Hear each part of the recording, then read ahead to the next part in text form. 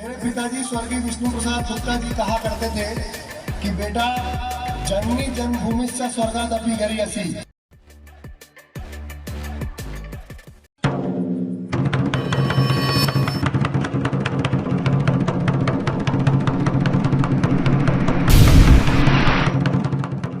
मेरे पिताजी स्वर्गीय विष्णु प्रसाद गुप्ता जी कहा करते थे कि बेटा जननी जन्मभूमिश्च स्वर्गादपि गरीयसी।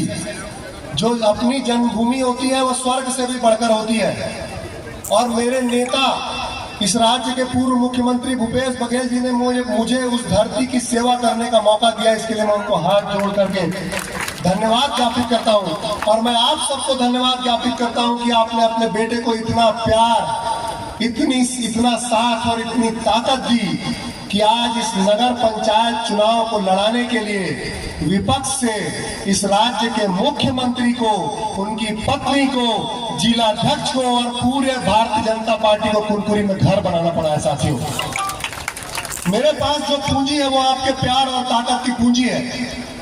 जब मैं कुनकुरी में चुनाव लड़ने के लिए लोगों से मिल रहा था और लोगों के पास जा रहा था तो उन्होंने मुझसे एक ही बात कही कि विनय भैया, कुनकुरी में विधानसभा में पंचायत में 2-4 ठेकेदार हैं।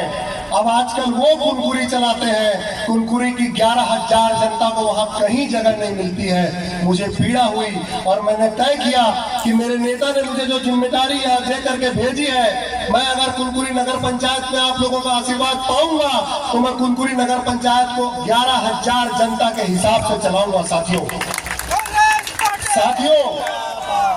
आज जो एक गुटबाजी चल रही है उससे इस कुनकुरी को मुक्त करा के आप लोगों के लिए साफ पानी जो पीने की व्यवस्था है, आप लोगों के लिए मुख्यमंत्री जी, पूर्व मुख्यमंत्री जी यदि आशीर्वाद देंगे, विधायक जी आशीर्वाद देंगे तो जमीन का पट्टा और आप लोगों के लिए 24 घंटे बिजली की जो व्यवस्था की जो संकल्पना पूर्व मुख्यमंत्री भूपेश बघेल जी ने कांग्रेस की सरकार में शुरू की थी, उसको अपनी इच्छा शक्ति और आप लोगों के साथ से कुनकुरी में भी लागू करूंगा। साथियों,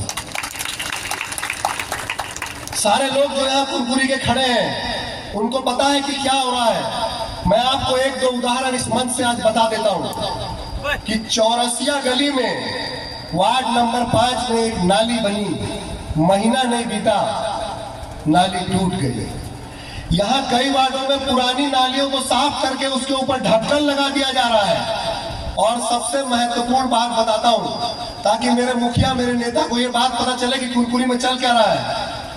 सर, यहाँ जो डैम है उस डैम से खरपतवार निकालने के लिए 1 करोड़ रुपए का बजट निकाला गया, जो काम 10 लाख रुपए का भी नहीं था।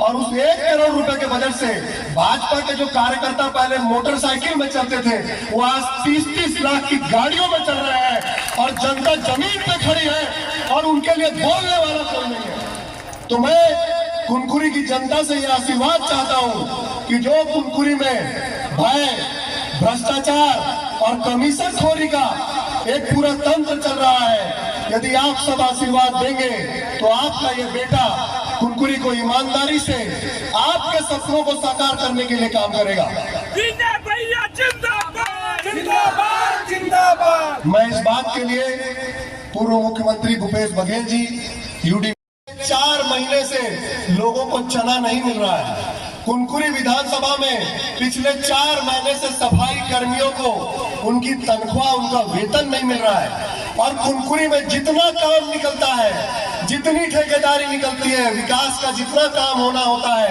वो 4-5 लोग चौकी में बैठ करके तय कर देते हैं और उससे कुनकुरी चलाया जा रहा है। मैं अपने नेता से ये आशीर्वाद चाहता हूं कि वो मुझे आशीर्वाद दे कि मैं कुनकुरी को कुनकुरी की जनता की इच्छा के अनुसार चलाने के लायक बन सकूं। साथियों, कुनकुरी का जो प्रत्याशी इस समय भारतीय जनता पार्टी से लड़ रहा है वो एक बार और इस गांव का अध्यक्ष रह चुका है और तब रमन सिंह की सरकार थी और उस समय अध्यक्ष रहते हुए उसने कोई काम नहीं किया। कल मैं डुगडुगिया गया था और डुगडुगिया के लोगों ने मुझसे कहा कि अरे जो व्यक्ति यहाँ से पहले अध्यक्ष रह चुका है उसके डुगडुगिया में आज तक सड़क, नाली और पानी की व्यवस्था 10 साल बाद तक नहीं हो पाई। साथियों, तो भारतीय जनता पार्टी के पास सरकार होने के बावजूद इस जगह से मुख्यमंत्री होने के बावजूद उनके प्रत्याशी के पास अपने विकास का, अपने काम का कुछ भी बताने के लिए आपके पास नहीं है साथियों।